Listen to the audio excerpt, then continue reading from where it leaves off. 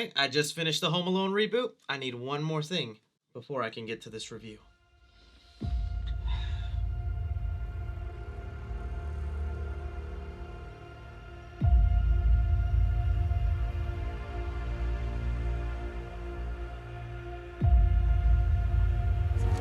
It is time.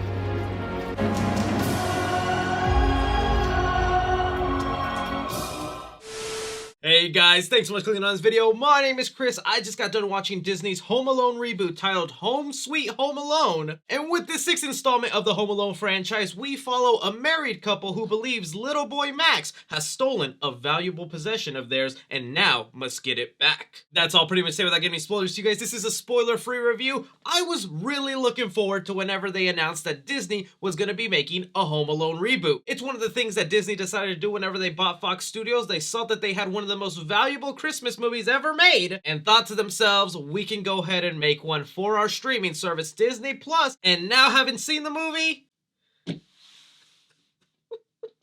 my childhood! Let me get into some of the positives for this movie. For one, I do like the cast they chose to be part of this movie. You have Archie Yates, who plays Little Max in the movie, a great little actor for anyone who saw him in Jojo Rabbit. You also have Ellie Kemper in there and Rob Delaney, who play the new bandits that go after our new Home Alone kid. And as I was mentioning, this is technically the 6th Home Alone movie ever made. As some people might be surprised to learn, there were 3 other Home Alone movies after the ones starring Macaulay Culkin. And because I just grew up watching those Home Alone movies over and over around Christmas and then just having them engraved in my brain because I love those films, I also got a kick out of 3, 4, and 5, even if I'll admit 4 and 5 pretty much suck. But after the 6th film, it really is a tired formula of a kid who is home alone, and then of course 2 bad guys show up and then the kid defends himself in ridiculous, mind-blowing engineering ways that I'm like, I have trouble building Legos. How'd you do that, kid? So I did like that this movie actually took a very unique approach, and some could argue that the bandits in this movie are actually the main characters for the Home Alone reboot. This movie decides to spend a lot of time with the married couple who have a valuable item stolen from them, to where these 2 characters I wouldn't even say are bad guys or criminals, which is one different thing from all the other Home Alone movies. This is the first time the people that are going into the house of the Home Alone kid are basically performing their first crime, and we're seeing how they handle that. I thought that was very different and unique because I wasn't expecting this movie to have us spend so much time with what are supposed to be the villains of the movie. And if anything, in contrast, you actually do find the little kid to be the villain of the film, and that was like a nice little switcheroo I wasn't expecting. So with that said, and making it clear, I just like that they attempted doing something new with the formula of Home Alone and switching things around.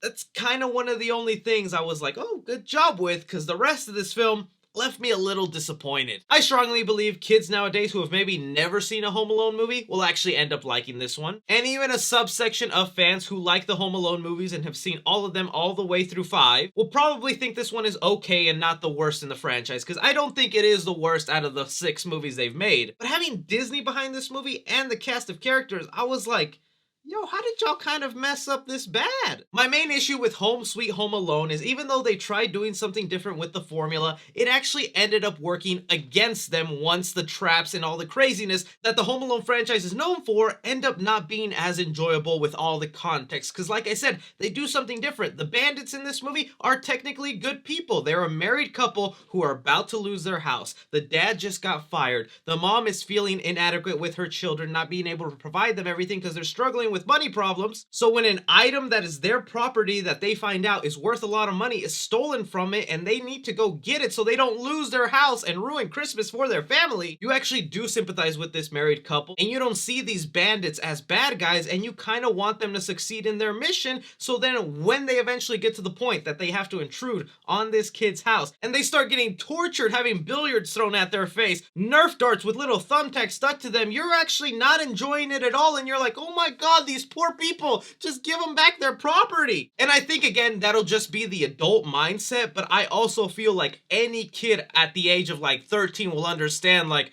Man, this kind of sucks for that married couple. I hope they're okay after this. That's where I felt like this reboot of Home Alone really kind of missed the point and didn't have a lot of that charm that the original movies had. Because if we go back to the original Home Alone with Macaulay Culkin, he did some crazy things to those bandits where he set them on fire, he dropped heavy objects on their face, did things that would put them in the hospital, but the contrast was these people were trying to kill that little kid, actually commit a crime and steal stuff that wasn't theirs, so when they're being hurt, you're cheering on because these are bad guys and they deserve it. Where this movie, you just really feel bad and are kind of depressed by it. Same thing when we get to the traps, even though I was on the edge of my seat like, oh man, I feel bad for this married couple. It's just gotten to a point now where it's not all that believable that a kid did this in a matter of a couple of hours. I think it's really hard to find that charm and that sweet spot of, yeah, a kid can build that and that's so simple and unique. I also felt like the whole way they set up the storyline of how the kid comes in contact with the doll, how the parents believe he has it, all of that was just like super contrived and did not feel natural at all, and like they're just trying to set up the generic Home Alone formula. Still, like I said, it's not the worst one in the franchise. It's not utter garbage. If anything, I would put it on par with the third Home Alone movie that came out, and hey, I actually like that third Home Alone movie. I did just leave very disappointed because with the talent in the movie and the studio behind it, I thought they could come up with something special, and I was really rooting for this movie because I'm the guy who's always saying reboot and remake anything. I don't care because the originals will still always exist and have a special place in my heart, and if anything, this Home Alone movie is going to get a bunch of other kids to start watching the other Home Alone movies, but I really do think we're at a point with the Home Alone franchise where we've hit a wall. There was only one or two great stories you could tell with that formula, and now if you make another one, you're just kind of repeating yourself over and over to where it's not fun to watch. So with Disney's Home Sweet Home Alone, I'm gonna give action 2.5 stars here. When we actually do get to the Home Alone traps and the people getting hurt, like I said, you just don't enjoy it that much, and it's not even creative or fun to a point that you feel like a kid actually made this. Comedy in the movie, I'm gonna give it 2 stars. I really wasn't laughing all that much throughout this film. I think little kids will enjoy the humor in here, but it was really cheesy and hit or miss. Drama in the movie, I'm gonna give it 1.5 star. I did not like the route that they took to tell this story and all the twists and turns that if the twist in this movie blows your mind, man, I don't know what to tell you. I think some people will hate this movie more for the twist. Horror in the film, I'm gonna give it 1 star, man, because like I said, I really felt bad for this married couple, and there's certain points where they could have gotten permanent damage. Like at one point, the mom could have been blinded, and after the end of the movie, you're just like, they went through all that for what? And suspense in the movie, I'm gonna give it 2 stars. It's Home Alone. If you've seen the movie, you know what the formula is. Even though it ends a little bit different than most, you kind of can tell where things are going. Casual fans, I'll give it a B+. Cinephiles, I'm gonna give it a C-. And critically, I'm going to give it an F. For the Home Alone reboot, I know it's not in theaters, it's only streaming, but even then, it would be a movie that I tell you to rent. That'll do, Donkey.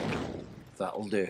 I say watch it if you have younger kids and they've never seen a Home Alone movie because they'll find this very fun. But if you're a diehard of the franchise and hold those original Home Alone movies in your heart, this one might leave you disappointed. But those are just my opinions on the Home Alone reboot. Like I said, it'll be available on Disney Plus tomorrow, so I'd be happy to hear from you guys. Maybe some of you end up loving it and think I'm crazy, or maybe some of you will agree with me. I'd be happy to hear from y'all. Don't forget to like and subscribe. Follow me on Twitter at 3C Films or on TikTok at 3C Films. But as always, I'm Chris.